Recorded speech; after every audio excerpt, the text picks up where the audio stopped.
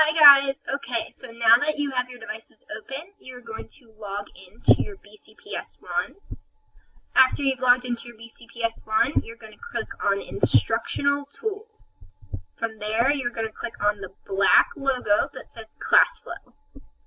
When you get to the Classflow page, you will type in your BCPS1 username and password, and then your assessment will pop up. To begin your assessment, you'll click Let's Play. Your assessment today is on your cues for dribbling. What part of your hand do you use to dribble the ball?